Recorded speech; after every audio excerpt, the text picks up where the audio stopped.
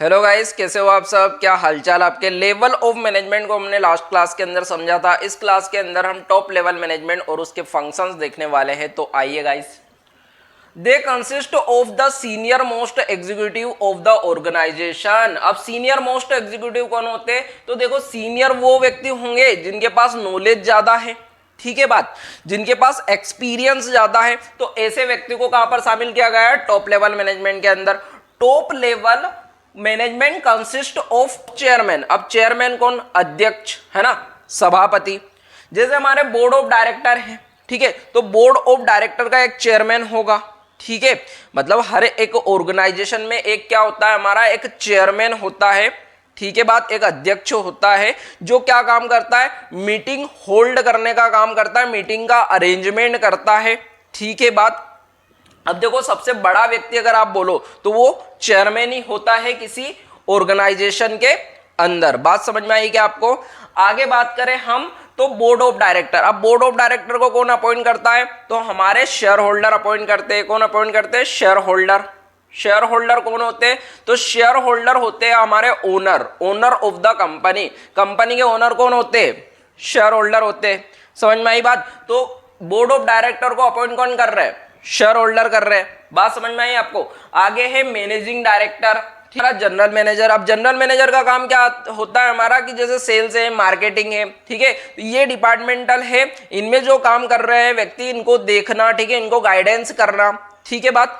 आगे है president, vice president, CEO, है ना, चीफ एग्जीक्यूटिव ऑफिसर। अब इसके बारे में आप जानते होंगे चीफ एग्जीक्यूटिव ऑफिसर का क्या काम है? तो पूरी ऑर्गेनाइजेशन के अंदर जो मेन काम करता है वो कौन करता है? सीईओ होता है, करता है हमारा, ठीक है। जैसे मुकेश अंबानी हमारा, वो क्या है? सीईओ है रिलायंस कंपनी के। वो चेयरमैन भी है, देखो चेयरमैन भी है और सीईओ भी है मुकेश अंबानी, है ना। लेकिन ऐसा जरूरी नहीं है कि हर एक कंपनी में चेयरमैन और सीईओ एक ही व्यक्ति हो। समझ में आई बात? क्या चीफ एग्जीक्यूटिव ऑफिसर हो गया हमारा। आगे है सीएफओ। सीएफओ मतलब क्या? चीफ फाइनेंस ऑफिसर, ठीक है। अब चीफ फाइनेंसर ऑफिसर का क्या काम होगा बताओ आप? कि फाइनेंस का अरेंजमेंट करना, है ना, उसका यूटिलाइजेशन से संबंधित डिसीजन लेना, ठीक है। तो ये सारा का सारा काम कौन करता है? सीएफओ करता है, चीफ फाइनेंस ऑफिसर करता है।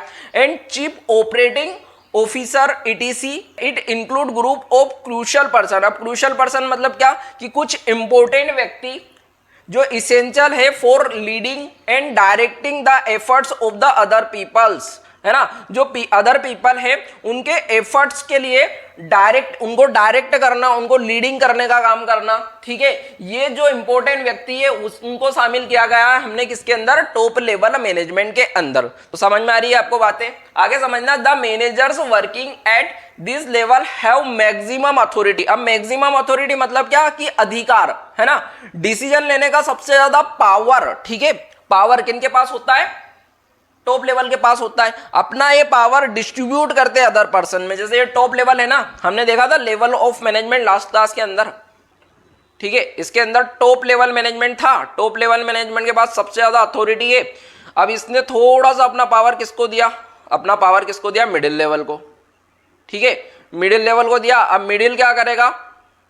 अपना काम करवाने के लिए किसको बोल रहा है? सुपरवाइजिंग लेवल को। तो सुपरवाइजिंग काम करवाएगा, है ना, तो उसको पावर देगा, जब भी अथॉरिटी देगा तभी काम करवा पाएगा कि नहीं करवा पाएगा। बात समझ में आई आपको? आगे देखना, main function of top level management are. Top level management के जो मेन फंक्शन है, मेन काम है, वो क्या है? ठीक है, तो determine the objectives of the enterprise. सबसे पहला काम कि आप क्या करो? ऑब्जेक्टिव सेट करो, है ना। ऑब्जेक्टिव मतलब गोल सेट करो कि हमें करना क्या है, कौन सा लक्ष्य जो है हमें वो प्राप्त करना है। ये डिटरमाइन कौन करेगा? टॉप लेवल करेगा, है ना। पहला फंक्शन इसका, the top level managers formulate the main objectives. Main उद्देश्य जो है वो डिटरमाइन कौन कर रहा है?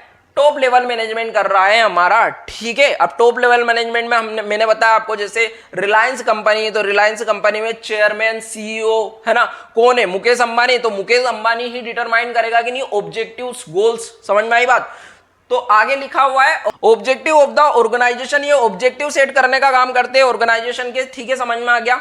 दे form long term as well as short term objective. अब लॉन्ग टर्म ऑब्जेक्टिव मान लो कि 12 लाख यूनिट प्रोड्यूस करना 1 ईयर के अंदर, ठीक है। तो शॉर्ट टर्म में कितना अचीव करना पड़ेगा, 1 मंथ में कितना अचीव करना पड़ेगा, 1 लाख, तभी 12 लाख यूनिट 1 ईयर के अंदर कंप्लीट हो जाएगा। ठीक है, अगर नहीं हो रहा 1 मंथ के अंदर कितना करना पड़ेगा, 1 मंथ के अंदर करना पड़ेगा आपको 1 लाख यूनिट्स। अगर नहीं हो पा रही तो कंट्रोलिंग करने की जरूरत है ना, कि क्यों नहीं हो पा रहा हमारा लक्ष्य से, तो हमारा लॉन्ग टर्म गोल क्या नहीं हो पाएगा, अचीव नहीं हो पाएगा। बात समझ में आ गई।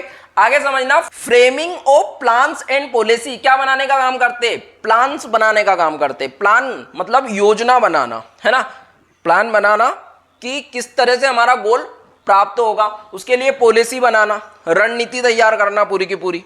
ठीक है, ये भी टॉप लेवल काम करेगा। ठीक है, दूसरा काम है इनका, the top level managers also frame the plans and policy achieve the set objective. जो सेट ऑब्जेक्टिव है उसको अचीव करने के लिए योजना बनाना, पॉलिसी बनाने का काम किसका, हमारा टॉप लेवल मैनेजमेंट का काम है। आगे, organising activities to be performed by persons working at middle level. जो मिडिल लेवल पर काम कर रहे हैं उनको काम देना, उनको जॉब देना, है ना, उनके काम को देखना। ठीक है, different individuals working at middle level, जो मिडिल लेवल पर अलग अलग डिपार्टमेंटल है ना, सेल्स, प्रोडक्शन, है ना, मार्केटिंग। ठीक है, तो उनको क्या करोगे आप, उनको जॉब असाइन करना है। Assemble all the resources such as finance, fix assets, ETC. अब देखो, असेंबलिंग करना, इकट्ठा करना सारे रिसोर्सेस को। अब देखो आपने क्या करा, टॉप लेवल में पहले तो ऑब्जेक्टिव सेट कर लिया, प्लान बना दी, पॉलिसी बना दी।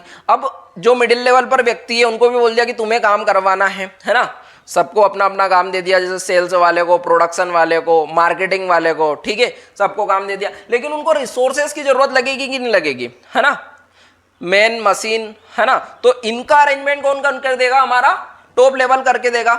सच एज फाइनेंस, पैसे का अरेंजमेंट करके देना, है ना।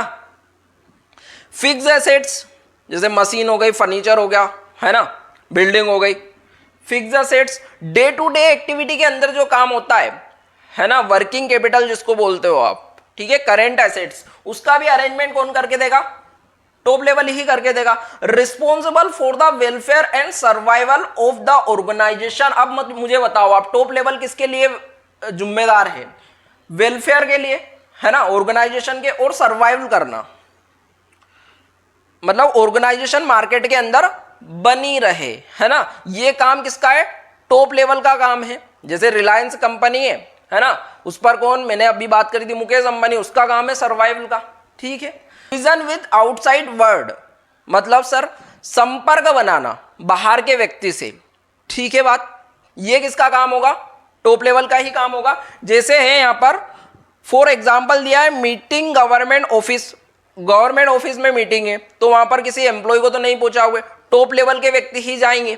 ठीक है बात, आगे समझना, to integrate diverse element and coordinate the activity. अब कोऑर्डिनेट एक्टिविटी का मतलब क्या है, तो कोऑर्डिनेट एक्टिविटी का मतलब है कि सबका एक गोल, मतलब सबको मिलकर काम, लक्ष्य को प्राप्त करना है। कोऑर्डिनेशन मतलब क्या, कि सब में तालमेल होना चाहिए, है ना। प्रोडक्शन, जैसे प्लानिंग, ऑर्गेनाइज, डायरेक्टिंग, स्टाफिंग, सब में क्या होना चाहिए, तालमेल होना चाहिए उनकी एक्टिविटी में, है ना।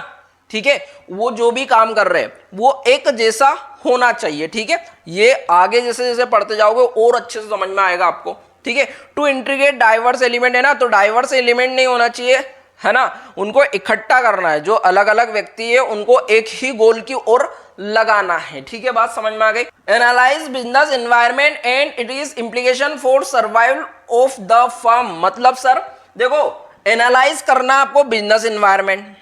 ठीक है, जैसे जियो कंपनी, है ना, वही रिलायंस हमारी।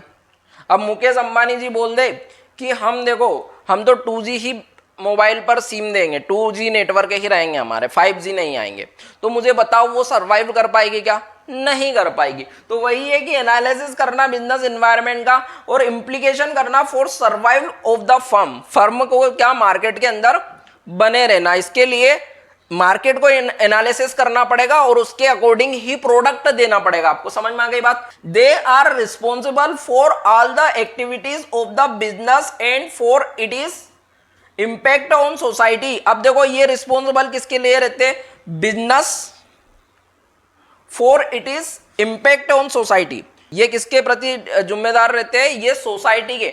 तो ये जो हमारे टॉप लेवल के लोग हैं ये सोसाइटी के प्रति भी क्या होते हैं, जिम्मेदार होते हैं। तो बात समझ में आ गई आपको किस तरीके से था, है ना। तो ये ऑब्जेक्टिव सेट करने का काम करते हैं, प्लान और पॉलिसी बनाते हैं। मिडिल लेवल पर जो काम कर रहे हैं उनको असाइन जॉब, ठीक है, असेंबल ऑल द रिसोर्सेज, जितने भी रिसोर्सेज है उनका अरेंजमेंट करना, फाइनेंस, फिक्स एसेट्स वगैरह, ठीक है। वेलफेयर, सर्वाइवल का काम भी किनका रहता है, हमारा टॉप लेवल मैनेजमेंट का काम रहता है। बाहर के लोगों से संपर्क, है ना, जैसे meeting, government offices, to integrate diverse element, मतलब कोऑर्डिनेशन एक्टिविटी, है ना, कोऑर्डिनेट करने का काम करता है।